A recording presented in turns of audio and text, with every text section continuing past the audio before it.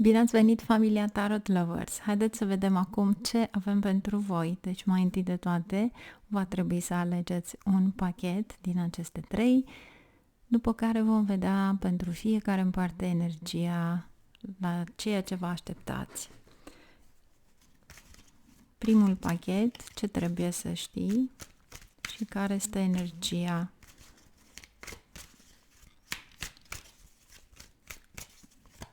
Ce încearcă să-ți spună Universul?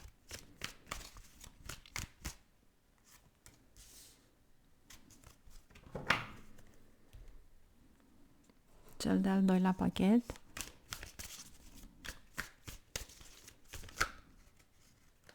S-a întors o carte, dar pur și simplu acolo unde s-a întors o voi lăsa.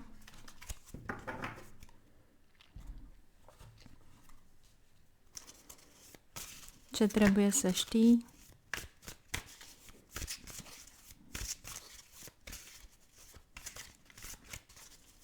Ce-ți aduce Universul?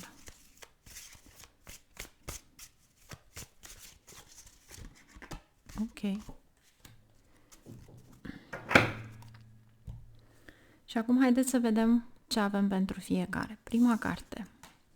9 de monede.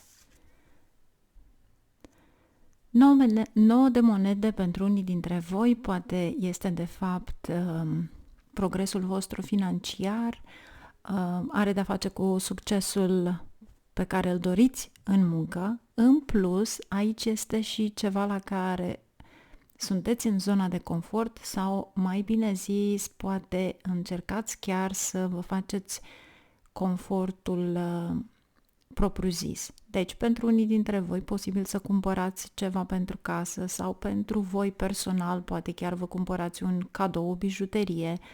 Este felul în care vă spune că vă simțiți bine acolo unde sunteți. Deci, dacă vă iubiți casa, vă simțiți bine în casă. Este un fel de a spune, nimeni nu te scoate afară din casă pentru nimic în lume, pentru că îți place acum să faci curat, să îngrijești totul în casă și ești perfect fericit, fericită, nu dorești să ieși afară la o plimbare.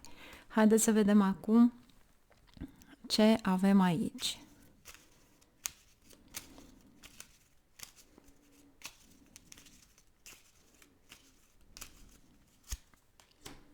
Magicianul, cavalerul de bâte.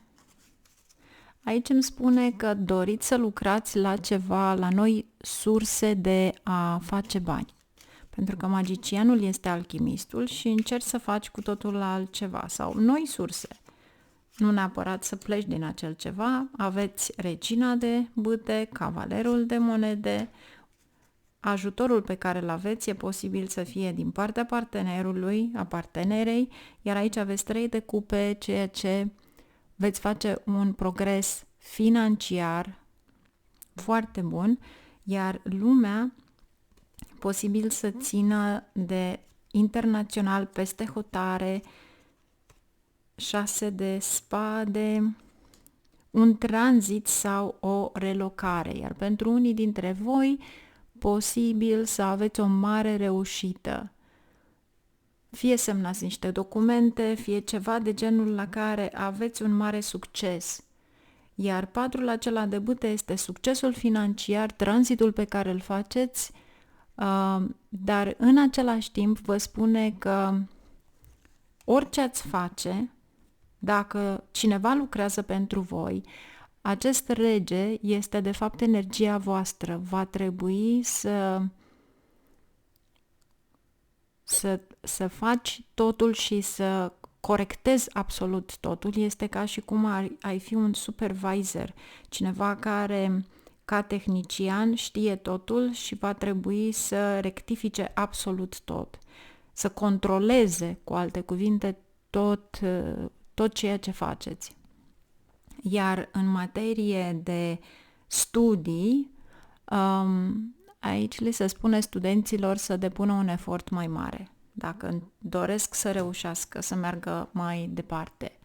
Și mergem la cea de-a doua carte, care este Asul de cupe. Foarte frumos!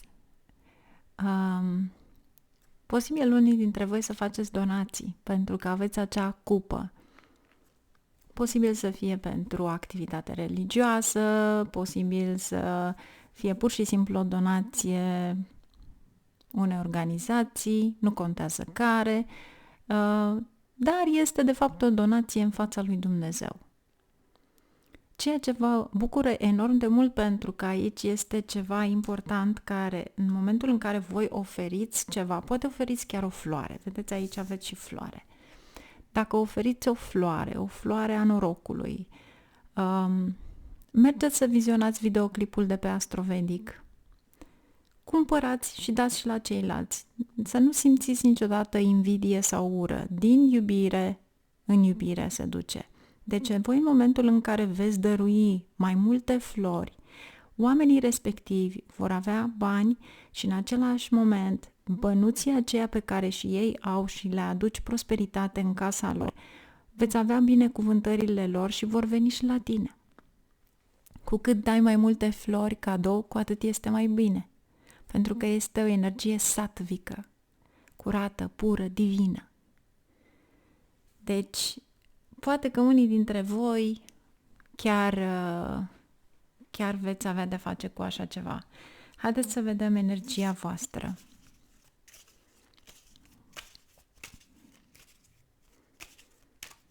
Ce avem aici pentru voi? Și poate unii dintre voi chiar aveți de-a face cu arta.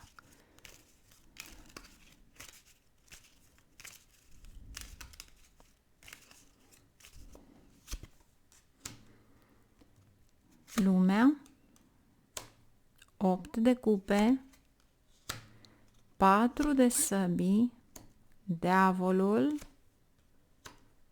cavalerul de bâte și asul de monede.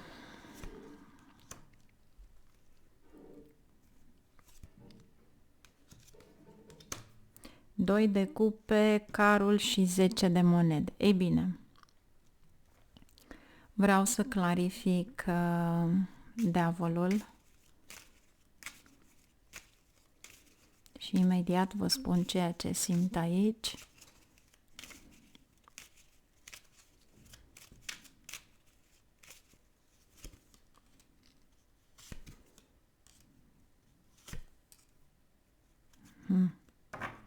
Și din nou asul de cupe.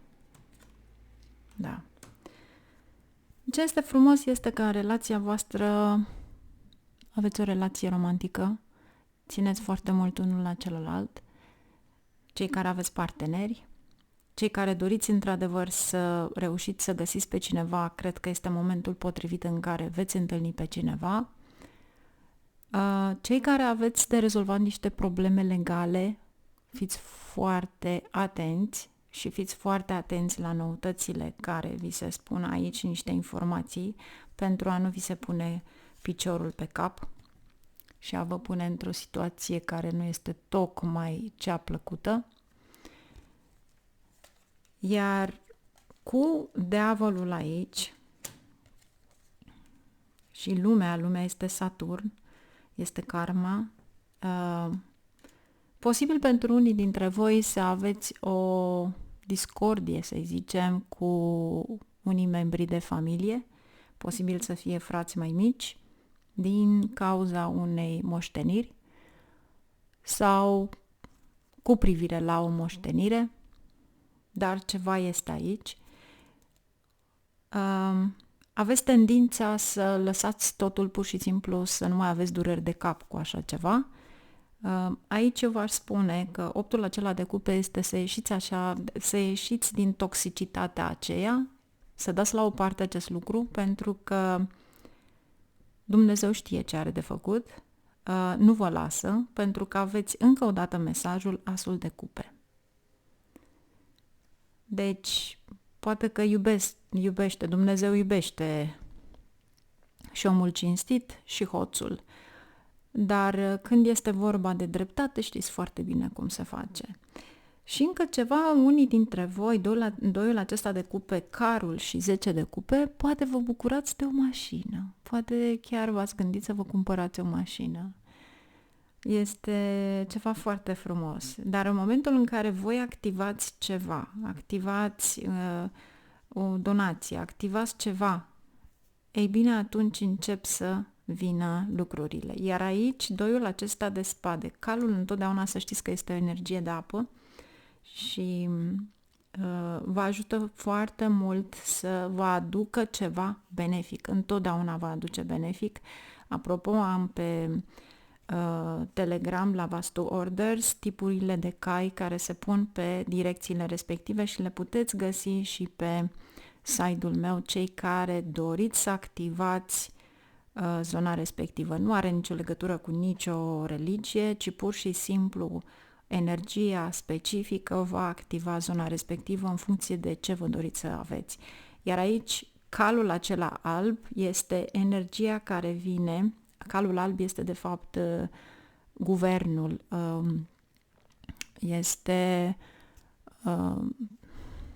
cineva foarte important, poate în jurul vostru, sau cineva care se ocupă de niște documente, iar de obicei caii albi au de-a face și cu banca. Deci aici vă spune dacă într-adevăr doriți să luați o decizie în privința unui credit sau la ceva la care trebuie să semnați legal.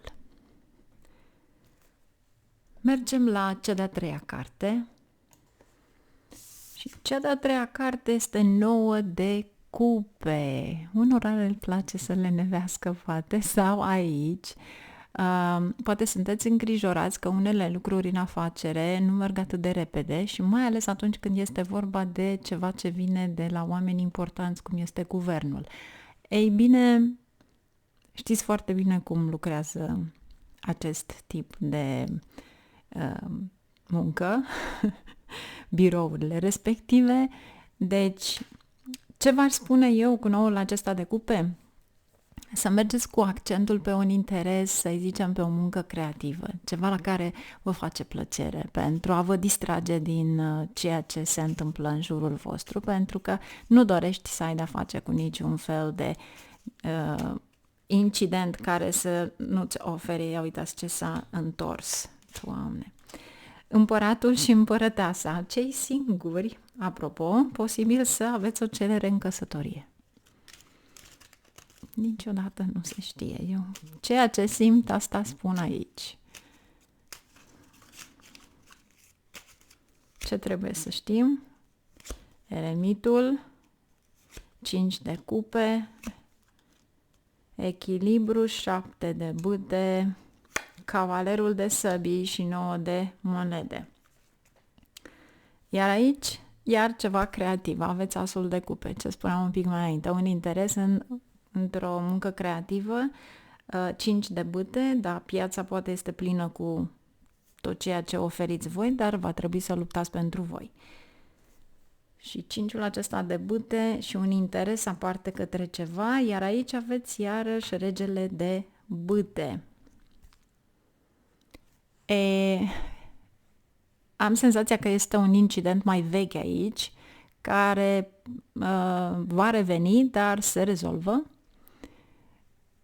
Și într-un fel sau altul îți spune să nu-ți pui egoismul în fața celuilalt, sau dacă eventual vrei într-adevăr să ai o discuție, ar fi bine o discuție calmă, pentru că aici avem cavalerul de săbii și 7 de bâte, care e un pic mai cu țipături. Noul ăsta de monede are de-a face cu ceva consistent financiar. Dacă este vorba despre o nuntă, dacă este vorba despre o căsătorie, atunci aceasta este energia, iar cromozomul și eremitul caută o soluție în același timp de a investi acei bani.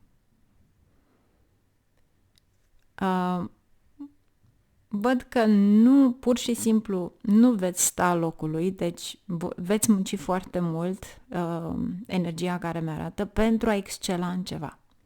Este ca și cum ați luat acea săgeată și încercați să ajungeți acolo unde doriți, dar vă enervează faptul că lucrurile stagnează și încercați să puneți ceva viteză. Ei, nu depinde de voi.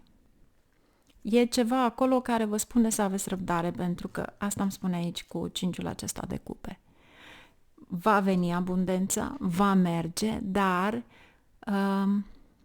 lăsați-o singură să vină, pentru că chiar dacă veți împinge, nu va veni nimic.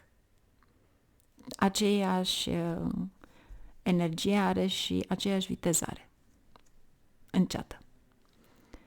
Deci, posibil, în schimb, să fiți un pic distrași de un eveniment care a fost în trecut, lăsați totul la o parte, 8 de spade, sunt niște frici care pur și simplu circulă numai în mintea voastră, deci eu vă doresc o zi frumoasă, aveți o energie extraordinară, mai ales din punct de vedere al 9 de monede și împărăteasa și 9 de cupe, dorința voastră.